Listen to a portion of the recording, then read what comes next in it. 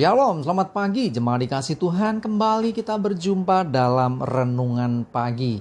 Pagi ini kembali saya mengajak kita semua untuk merenungkan firman Tuhan, supaya melalui firman Tuhan kita terus dibangun, diteguhkan dan dikuatkan dalam iman dan pengharapan.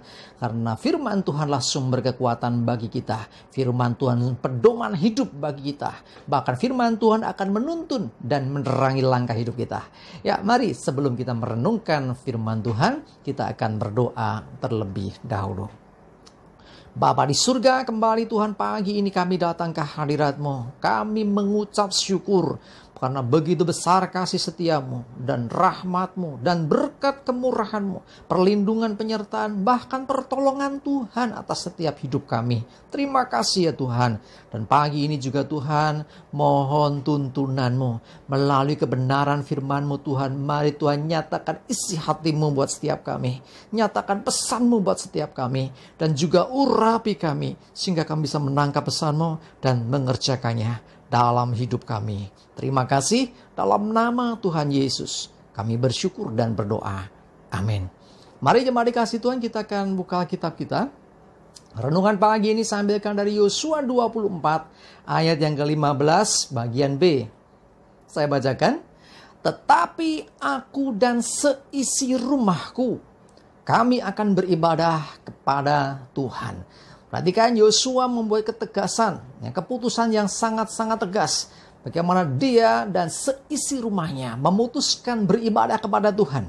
Sebelumnya sudah baca di atasnya bahwa Yosua memberikan tawaran, kepada siapa kamu beribadah? Silakan kamu beribadah. Tetapi ingat, aku dan seisi rumahku beribadah kepada Tuhan. Tapi kita baca di bawahnya, bangsa itu akhirnya mengatakan bahwa supaya dijauhkan dari kami menyembah ke dewa yang lain atau Tuhan yang lain. Dan kami pun beribadah kepada Tuhan. Satu komitmen yang akhirnya terbentuk oleh bangsa itu. Jadi seorang pemimpin yang takut akan Tuhan. Seorang pemimpin yang tegas menyatakan akan imannya. Dan akhirnya seluruh bangsa itu menyatakan hal yang serupa. Nah, jadi mari kita buat satu keputusan. Aku dan seisi rumahku akan beribadah kepada Tuhan. Bukan kepada yang lain. Karena kita percaya bahwa Tuhanlah sumber kehidupan. Tuhanlah juru selamat kita. Tuhanlah sesungguhnya yang pegang kendali atas hidup kita. Dan Tuhan layak untuk kita sembah. Tuhan layak untuk ditinggikan. Bukan yang lain. Karena itu buatlah keputusan untuk hidupmu dan seluruh keluargamu. Hanya beribadah kepada Tuhan. Ya, dalam hal ini kita beribadah kepada Tuhan Yesus Kristus juru selamat kita. Ya, coba lihat firman Tuhan dalam 1 Samuel 12 ayat yang ke-20. Saya bacakan. Dan berkatalah Samuel kepada bangsa itu, jangan takut, memang kamu telah melakukan segala kejahatan ini. Tetapi janganlah berhenti mengikuti Tuhan, melainkan beribadahlah kepada Tuhan dengan segenap hatimu. Ada kalanya orang ketika menyadari bahwa dia sudah berbuat dosa, buat salah, akhirnya bukannya mau lebih dekat lagi beribadah kepada Tuhan, tapi menjauh. Kenapa? Karena ada tuduhan-tuduhan dalam pikiran dan hatinya. Jadi ingat, iblis itu pendakwa ya, Bapak, pendakwa yang akan mendakwa kita, yang akan menuduh kita terus. Sehingga kita akan merasa bersalah, sehingga berkata, aku nggak layak.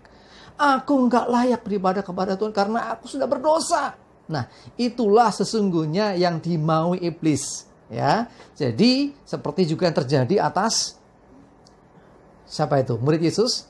Ya, Yudas Iskariot.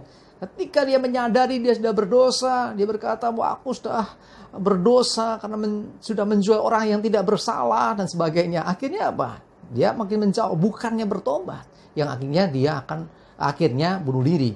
Nah, jadi intinya di sini saya mau tegaskan bahwa hati-hati ketika kita sudah berbuat salah dan menyadari itu, segera mendekat kepada Tuhan. Jangan menjauh dari Tuhan. Ya, tetaplah beribadah mengikuti Tuhan. Ya, jangan justru merasa gak layak dan menjauh. Yang bisa menebus kita, yang bisa mengampuni segala dosa kesalahan kita itu hanya Tuhan. Karena itu ketika kita menyadari ada dosa kesalahan, datang kepada Tuhan, bukan sebaliknya. Ya, jadi tidak ada alasan untuk kita ini menjauh dari Tuhan sesungguhnya karena berdosa. Ingat, Tuhan mengasihi orang berdosa. Tapi memang Tuhan benci dosa, ya. Tetapi orangnya dikasih Tuhan, engkau dikasih Tuhan. Engkau yang hari-hari ini merasa aku udah lama nggak ibadah karena aku nggak layak. Aku udah terlanjur berbuat dosa. Saya mau beritahu saudara, ini kesempatan. Ayo putuskan untuk beribadah kepada Tuhan. Jangan justru menunda-nunda. Ya besok ajalah, besok ajalah. Karena kesempatan belum tentu datang lagi. Nah, saat kau mendengarkan firman Tuhan hari ini, inilah bicara tentang kebenaran yang dinyatakan untuk hidupmu. Ya, kau yang selama ini mungkin ogah-ogahan, malas dengan alasan gak ada waktu, sudah capek dengan kerjaan, akhirnya minggu ibadah juga, kapan istirahatnya, kapan pikniknya, kapan jalan-jalannya. Sudah dikasih Tuhan, ibadah itu seperti orang juga refreshing, menyegarkan akan hidupnya, rohnya. Ya, jadi seperti baterai yang sudah lemah, ya, handphone saudara baterainya sudah lemah, perlu dicas kembali supaya semakin punya power. Karena itu jangan justru menjauh. Ya, iblis maunya engkau menjauh, bahkan tidak usah ibadah lagi. Ingat, ya, firman Tuhan mengatakan beribadahlah kepada Tuhan. Iblis akan mengatakan jangan beribadah kepada Tuhan. Nah, sekarang saudara mau ngikut yang mana?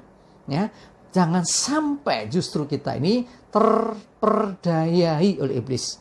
Karena nggak layak menjauh. Emangnya dengan menjauh engkau bisa selamat? Nggak.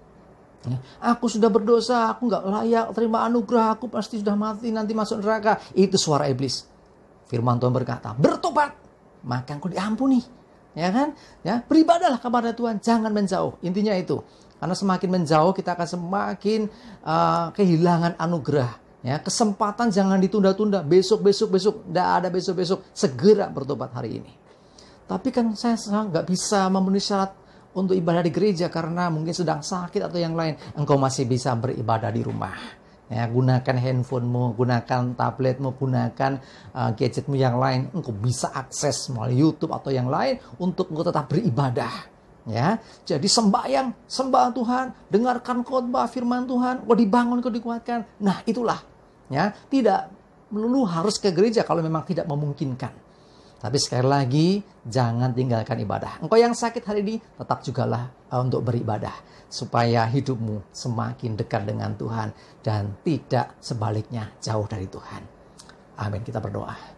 Bapa di surga, terima kasih Tuhan untuk pesanmu hari ini. Untuk kami tetap beribadah. Dan kami memutuskan Tuhan untuk kami mau beribadah kepada Tuhan. Dan bukan kepada yang lain. Hidupku, keluargaku, dan orang-orang yang kukasihi. Keputusan ini Tuhan biarlah juga terjadi atas setiap kami yang menyaksikan akan renungan pagi hari ini. Untuk kami beribadah kepada Tuhan.